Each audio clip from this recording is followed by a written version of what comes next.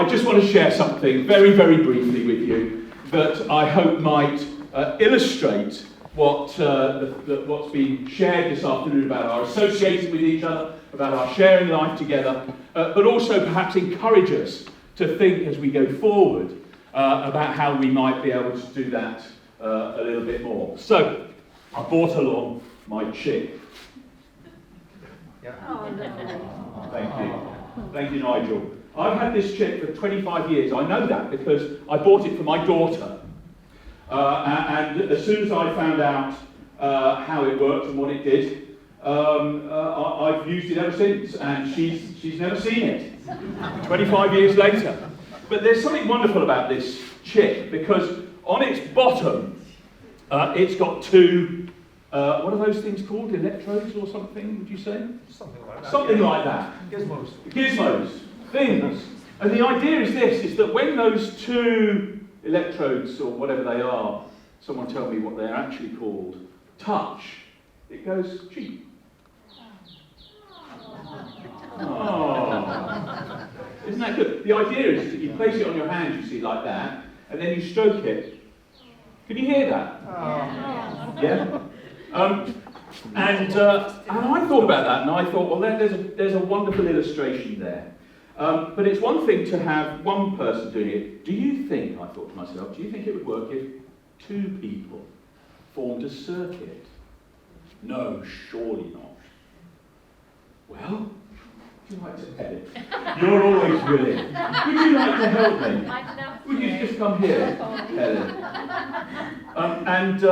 Would you just mind putting your finger on that little button there, you see? And I'm going to put my finger on its other one and see what happens.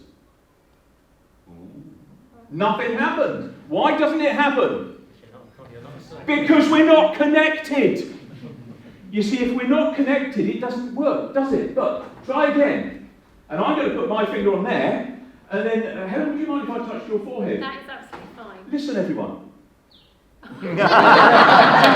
Round of applause, everyone.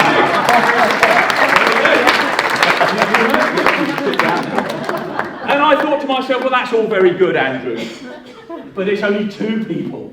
Do you think it would work with a small group of people? Well, do you think it would work with a small group of people? Yeah. Should we have a go? Okay, with this line, would you mind holding hands, please? I know it's been COVID, but we haven't done it for years, so it's nothing to do. If you hold hands here, and would you, Sarah, would you hold hands behind, and then hold hands along here? Come on, SWBA team. Right. Now, what I'm going to do, I hope you can hear this all right. Would you mind putting your finger on its bottom? All right, I'm going to put my finger on the other bit of its bottom, and nothing happens. Now, would you come? Would you stand up? Now, would you like to touch my forehead and see what happens? Did you round of applause? Oh my word! This is incredible. Now, I did this in my home church a few weeks ago, which is what gave me the idea to do it this afternoon after talking to Carl about what theme he wanted to do. It was about connectedness. And I got the whole church holding hands. Hey, would you like to have a go? That was very muted.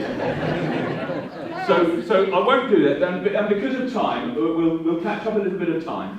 But look, there's a large group over here, so we'll hopefully be able to do it. If you can do it, I'm not quite sure how we're going to do it, well, I'll tell you what. Would you like to hold hands all the way along here, please? Would you mind? Are we going to take a long time over? I don't know if we can put long, but... Okay. And then could we link up? Would you mind linking up here? That's it. You link up there, and then all along here, and all along here. And then would you mind linking up at the end there? That's it. And then all the way along here. Who's sceptical? Any believers here? Would you mind? That's it. Would you mind? And then would you like to link here? There we are. And all the way along here. Would you come on, Matt? Yeah. Right, all the way along here. Now I'd like a few volunteers from over here, please. The band, the worship band. We'll see if you're connected people or not. And if you would go and hold a hand over there. All right, lovely. Yeah, fantastic. Hold hands. That's it. Great. And then would you mind putting your hand on its bottom there? I'm going to put my finger on its bottom there. And to huge applause, but very quietly, would you like to touch my forehead? Oh!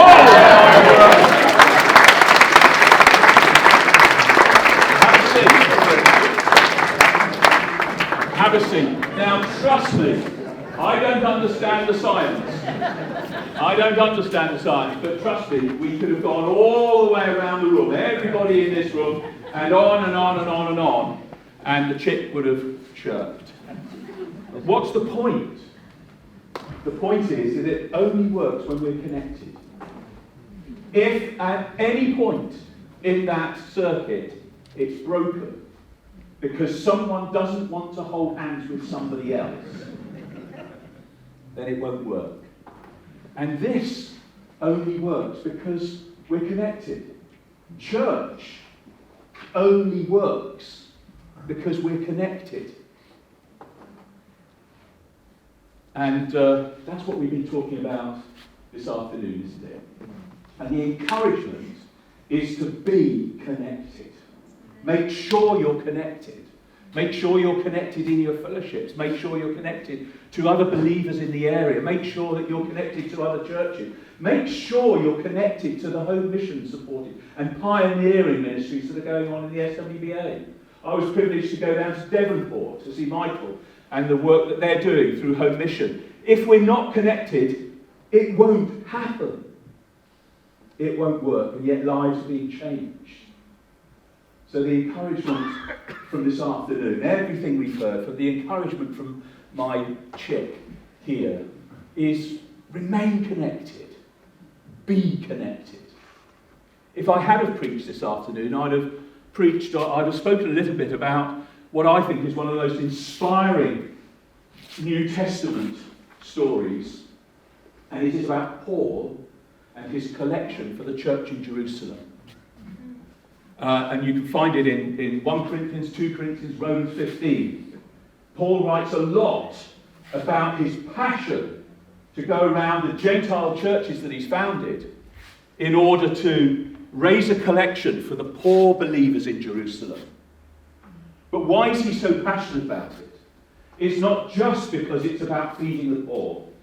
It's not just about supporting poor brothers and sisters in Christ in another part of the world, but it is a profound statement of connectedness.